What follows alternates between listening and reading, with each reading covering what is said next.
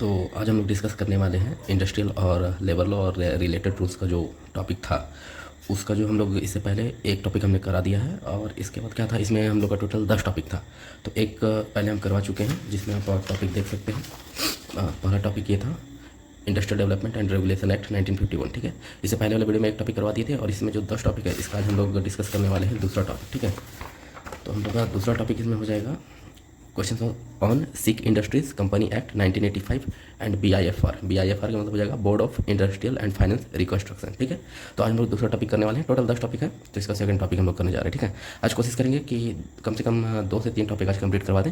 इसके बाद next topic में मतलब 3 वीडियो में इसको पूरा कंप्लीट करने का मेरा टारगेट है। ठीक है, तो आज हम लोग दूसरा टॉपिक लेकर आ रहे हैं। इसमें कैसे कैसे क्वेश्चन पूछे जा सकते हैं। ठीक है, तो आइए देखते हैं इसमें ऑब्जेक्टिव टाइप का कैसा क्वेश्चन पूछा जा सकता है। पहला ऑब्जेक्टिव है in which year why the sick industrial companies special provision act enacted. कब इनेक्ट किया गया था सिक इंडस्ट्री को, तो ये है 1985 में इनेक्ट किया गया था। दूसरा क्वेश्चन है what why the primary objective of the SICA act 1985। सिका एक्ट यानी सिक इंडस्ट्रीज कंपनी एक्ट का प्राइमरी ऑब्जेक्टिव क्या था। ठीक है, तो उसके बारे में शॉर्ट लिखना है हम लोग को, अगर शॉर्ट क्वेश्चन आएगा तो। और तीसरा हमारा क्वेश्चन है what does BIFR stand for. BIFR का फुल फॉर्म क्या होता है, तो यही हो जाएगा board of industrial and financial reconstruction. चौथा टॉपिक है हमारा which industries were covered under the SICA act 1985। ठीक है, तो इसमें कौन सा इंडस्ट्री को कवर किया जाता है सिका इंडस्ट्रीज में। ठीक है, पांचवा क्वेश्चन हो जाएगा what why the minimum net worth limit for a company to be declared sick under SICA. ठीक है, तो मिनिमम नेट वर्थ लिमिट क्या होता है कंपनी का जिसको हम लोग सिक इंडस्ट्री डिक्लेयर कर देते हैं। ठीक है, ये हो जाएगा। छोटा हमारा क्वेश्चन है who had the authority to declare a company as sick under the SICA act. ठीक है, किसको अथॉरिटी मिला हुआ है डिक्लेयर करने का कंपनी को कि वो सिक इंडस्ट्रीज है। ठीक है, सातवां हमारा क्वेश्चन हो जाएगा under which ministry did BIFR operate. किस मिनिस्ट्री के अंदर BIFR ऑपरेट किया जाता है। आठवां हमारा क्वेश्चन है when why the BIFR officially established. कब इस्टेब्लिश किया गया था। नौवां हमारा क्वेश्चन हो जाएगा which body replaced BIFR after it's repeal. ठीक है, 10वां क्वेश्चन हो जाएगा what is the meaning of sick industrial company. ठीक है, इसका मीनिंग क्या होता है वो लिखना है। शॉर्ट्स में हमारा क्वेश्चन हो जाएगा what are the main features of the sick industrial company act 1985। इसका मेन फीचर हम लोग को लिखना है। दूसरा क्वेश्चन हो जाएगा what role did BIFR play under the SICA act. हम लोग का जो है BIFR का रोल बताना है सिका एक्ट के अंदर में। ठीक है, what was the process of identifying A sick industrial company act under the सिका। ठीक है, क्या प्रोसेस होता है आइडेंटिफाई करने का कि वो सिक इंडस्ट्रीज है। ठीक है, चौथा हमारा क्वेश्चन हो जाएगा describe the composition of the BIFR board. BIFR board का हमको कंपोजिशन बताना है। पाँचवा क्वेश्चन हो जाएगा how was a company रिहेबिलिटेड under the BIFR mechanism. ठीक है, फिर छठा हमारा क्वेश्चन होगा what was BIFR criticised during its operational year. ठीक है, फिर how did the SICA act protect workers of sick industrial companies. सिका एक्ट कैसे प्रोटेक्ट करता है वर्कर लोग को। ठीक है, वर्कर बोल दें या तो लेबर बोल सकते हैं, उसको वो कैसे प्रोटेक्ट करता है। ठीक है, लॉन्ग टाइम में जो क्वेश्चन हो जाएगा वो किस टाइप का आ सकता है। पहला क्वेश्चन है explain the objectives and provisions of the sick industrial company act 1985। मतलब ऑब्जेक्टिव बताना, ऑब्जेक्टिव और प्रोविजन बताना है सिक इंडस्ट्रियल कंपनी एक्ट का। ठीक है, दूसरा हमारा क्वेश्चन होगा discuss the role and effectiveness of the BIFR in reviving sick industrial companies. ठीक है, रोल और इफेक्टिवनेस हम लोग को बताना है BIFR का रिवाइव करने के लिए। जब सिक इंडस्ट्रियल कंपनी को अगर रिवाइव हम लोग करते हैं तो उसमें BIFR का क्या रोल रहता है। ठीक है, तीसरा हमारा क्वेश्चन है critically analyse the reason behind the failure of BIFR in achieving its goal. तो हम लोग को एनालाइज करना है, मतलब रीज़न हम लोग को बताना है कि BIFR का फेलुअर का क्या रीज़न है जो वो गोल अचीव नहीं कर पाया। ठीक है, चौथा हमारा क्वेश्चन होगा कंपेयर द प्रोविजंस ऑफ सिका with the current insolvency and bankruptcy code IBC। ठीक है, प्रोविजंस हम लोग बताना है सिका का विथ जो करेंट का जो इंसॉल्वेंसी चल रहा है। और हम लोग आएंगे पाँचों में। ठीक है, पाँचवा क्वेश्चन है what were the limitations of SICA and why was it repealed. ठीक है, सिका का लिमिटेशंस क्या होता है और इसको क्यों रिपील किया जाता है इसके बारे में हम लोग बताना है। छठा हमारा क्वेश्चन हो जाएगा एनालाइज द इम्पैक्ट ऑफ सिका on the industrial sector in India during 1985 से 2016 के बीच में। ठीक है, 1985 से 2016 के बीच में क्या इम्पैक्ट रहा सिका का, सिक इंडस्ट्री का इंडस्ट्रियल सेक्टर में। ठीक है, सातवां हमारा क्वेश्चन हो जाएगा how did SICA and BIFR try to balance industrial revival with worker protection. मतलब सिका और BIFR कैसे मतलब ट्राई कर रहा है बैलेंस करने का जो जिससे इंडस्ट्री को रिवाइव कर सके और उसके साथ साथ वर्कर को हम प्रोटेक्शन दे सके। इसके बारे में हम लोग को लिखना है। ठीक है, ये हो गया दूसरा topic industrial and labour law का। अब हम लोग आ रहे हैं तीसरा टॉपिक में। ठीक है, तीसरा हमारा टॉपिक है फैक्ट्रीज एक्ट 1948। ठीक है, ये तीसरा टॉपिक हमारा। तो तीसरा टॉपिक में देखिए किस किस टाइप का क्वेश्चन आ सकता है। ठीक है, तो पहला हमारा जो what are the main objectives of the factory act 1948। Objective लिखना है हम लोग को फैक्ट्री एक्ट 1948 का। ठीक है, दूसरा हमारा क्वेश्चन हो जाएगा define the term factory as per the factory act 1948। मतलब फैक्ट्री का टर्म क्या होता है, क्या मतलब होता है फैक्ट्री का, एज पर फैक्ट्री एक्ट 1948, ठीक है। तीसरा हमारा क्वेश्चन होगा who is classified as a worker. Worker किसको बोलते हैं अंडर द फैक्ट्री एक्ट 1948, ठीक है। फैक्ट्री एक्ट 1948 के हिसाब से वर्कर किसको बोलते हैं, ठीक है। चौथा हमारा question what are the provisions related to working hours and overtime under the act, ठीक है। मतलब क्या क्या प्रोविजन होता है जिससे जो वर्कर जो काम करते हैं उसका वर्किंग आवर कितना होना चाहिए और ओवर टाइम क्या होना चाहिए, ओवर टाइम का मतलब जो भी इससे रिलेटेड वर्किंग आवर हो गया और ओवर टाइम हो गया, इससे रिलेटेड हम लोग को लिखना है, ठीक है। तो हमारा क्वेश्चन हो जाएगा explain the health safety and welfare measures mandated under the factory act 1948। जो वर्कर लोग काम करते हैं उसका हेल्थ सेफ्टी और वेलफेयर के बारे में क्या क्या प्रोविजंस है उसके बारे में हम लोग को लिखना है, ठीक है। छठा हमारा क्वेश्चन हो जाएगा what are the provisions regarding employment of women and young person in factory act under the act, ठीक है।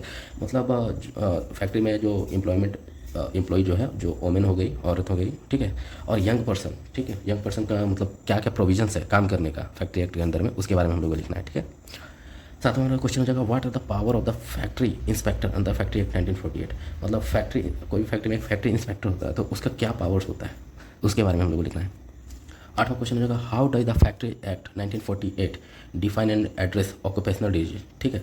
ऑक्यूपेशनल डिजीज मतलब रोजगार का जो दिक्कत है उसके बारे में हम लोग को डिफाइन करना है, ठीक है। नौ हमारा क्वेश्चन हो जाएगा describe the rules related to annual leave with wages as per the act, ठीक है। मतलब हम लोग को नियम लिखना है कि उसका एनुअल लीव जो सालाना जो हम लोग का छुट्टी होता है उसका क्या रूल होता है और उसका जो पेमेंट है जो सैलरी मिलता है उसका क्या रूल होता है उसके बारे में हम लोग को लिखना है, ठीक है। मेन लिखना है एनुअल लीव जो हम लोग को छुट्टी मिलता है सालाना और उसका जो पेमेंट होता है उसके बारे में लिखना है।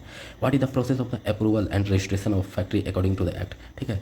अप्रूवल एंड रजिस्ट्रेशन जो है फैक्ट्री का हम लोग कभी अप्रूव करवाते हैं या रजिस्टर करवाते हैं तो उसका क्या प्रोसेस होता है उसको लिखना है। 11वां हमारा क्वेश्चन हो जाएगा हाउ है the occupational safety health and working condition code 2020 propose to replace and consolidate the factory act 1948 and what are its current implementation challenges, ठीक है। मतलब ऑक्यूपेशनल सेफ्टी हेल्थ और वर्किंग कंडीशन जो कोड है 2020 का तो उसके बारे में हम लोग को लिखना है और इसका जो है करंट इम्प्लीमेंटेशन जो चैलेंज चल रहा है उसके बारे में हम लोग को लिखना है, ठीक है। 12वां क्वेश्चन हो जाएगा in light of the recent industrial accident. हाल में देखा जाए तो इंडस्ट्री में जितना भी एक्सीडेंट हुआ है जैसे कि वाइजैग में एलजी पॉलीमर गैस लीक हुआ था और इसी से सिमिलर और भी बहुत सारे इंडस्ट्रियल में एक्सीडेंट हुआ है उसके बारे में what gaps in the implementation of the factory act have been highlighted, ठीक है। इसके बारे में हम लोग को मेन लिखना है कि इंडस्ट्रियल में जितना भी एक्सीडेंट होता है उसका क्या इम्प्लीमेंटेशन होता है उसके बारे में हम लोग को लिखना है, ठीक है। 13 क्वेश्चन हो जाएगा हमारा how does the factory act 1948 address emergency preparedness, ठीक है। हमारा जो फैक्ट्री एक्ट 1948 है वो इमरजेंसी जब आता है तो उसको कैसे वो एड्रेस करता है मतलब कैसे उसको हैंडल करता है and how relevant are this provision to modern industrial hazard like chemical leak and explosion, ठीक है। जो आप देखते होंगे इंडस्ट्रीज में जो केमिकल लीक होता है, ठीक है, और एक्सप्लोजन होता है उसके बारे में जो इमरजेंसी प्रिपेयर होता है, ठीक है। हर फैक्ट्री में इमरजेंसी का कुछ ऐसा सिचुएशन हो जाए तो उसमें इमरजेंसी का क्या प्रोविजन है और कैसे उसको जो है हैंडल करते हैं और उसका 14वां हमारा क्वेश्चन हो जाएगा एनालाइज हाउ द कोविड-19 pandemic led to the temporary changes in the work hour shift pattern and safety protocols in factory, ठीक है। कोविड-19 का जो पैंडेमिक जब आया था तो उसमें जो टेम्प्रोरी चेंज किया गया था वर्किंग आवर जो काम करने का जो समय होता है और शिफ्ट पैटर्न जो होता है बहुत सारे शिफ्ट में काम चलते हैं तो शिफ्ट का पैटर्न चेंज होना हो गया, फिर वर्किंग आवर हो गया कितने घंटे काम करना है और जो सेफ्टी प्रोटोकॉल्स है जो फैक्ट्री में where which compliant with the factory act क्या वो फैक्ट्री एक्ट्स के मतलब कंप्लेंट मतलब उस हिसाब से काम करता है उसके बारे में हम लोग को मेन लिखना है, ठीक है। 15वां हमारा क्वेश्चन है व्हाट रिसेंट स्टेप्स है the ministry of labour and employment taken to ensure compliance with the factory act in newly emerging industrial hub in India, ठीक। जो न्यूली है how do AI based safety monitoring system integrate with the safety provision of the factory act 1948। मतलब हम लोग का जो safety को जो मॉनिटर करने का जो सिस्टम होता है उसको AI कैसे जो है उस चीज़ को देखता है मतलब इसमें टोटल मतलब क्वेश्चन देखा जाए तो AI से रिलेटेड जो सेफ्टी मॉनिटरिंग होता है उसके बारे में हम लोग को लिखना है, ठीक है। 17वां हमारा क्वेश्चन हो जाएगा evaluate the effectiveness of the factory act 1948 in regulating contract labour and gig economic worker in the industrial setting today, ठीक है। क्वेश्चन हो जाएगा discuss the role of state government, ठीक है। स्टेट गवर्नमेंट यानी राज्य का जो सरकार है उसका क्या रोल होता है फैक्ट्री एक्ट 1948 के अंदर specially in state like Maharashtra Gujarat Tamil Nadu where industrial growth is high. मतलब ये सब स्टेट में देखेंगे जहाँ इंडस्ट्रियल ग्रोथ जो है हाई है उसके बारे में स्टेट गवर्नमेंट का क्या मतलब रोल रहता है उसके बारे में हम लोग लिखना है। तो इसमें देखा जाए 19वां हमारा क्वेश्चन हो जाएगा what are the challenges in ensuring gender equality and safe working condition for women in factories as per the factory act and the other recent labor reform, ठीक है। मतलब हम लोग मेन चैलेंजेज क्या क्या परेशानी आता है, ठीक है। Ensuring gender equality and safe working condition मतलब जेंडर इक्वलिटी मतलब वुमेन मैन दोनों काम कर सके, और सेफ़ वर्किंग कंडीशन, जहाँ मतलब वर्किंग कंडीशन जहाँ आप काम कर रहे हो वो सेफ़ होना चाहिए, उसके बारे में हम लोग को मेन लिखना है। ठीक है, 20वां हमारा क्वेश्चन रहेगा, how is the factory act 1948 relevant in the context of green factories and sustainable industrial practices today. ठीक है, फैक्ट्री एक्ट 1948 का जो है हम लोग का green factories and sustainable industrial practice जो है टुडे, जो आजकल में जो चल रहे हैं उसके बारे में हम लोग को रिलेट करके लिखना है। ठीक है, तो ये हो गया हमारा 3 टॉपिक। आज हम लोग ये 2 टॉपिक कंप्लीट करवा चुके हैं और 1 टॉपिक पहले हो गया था, 3 हो गया। तो अभी के लिए इतना ही, अब मिलते हैं नेक्स्ट वीडियो में। नेक्स्ट वीडियो में बताएंगे आप लोगों को, टोटल 6 टॉपिक कंप्लीट करवाएंगे पहले, उसके बाद ये सारा जो है धीरे धीरे करके सारा कंप्लीट करवाएंगे। ठीक है, तो अभी के लिए बाय, मिलते हैं फिर आपको आपसे आप लोगों से नेक्स्ट वीडियो में।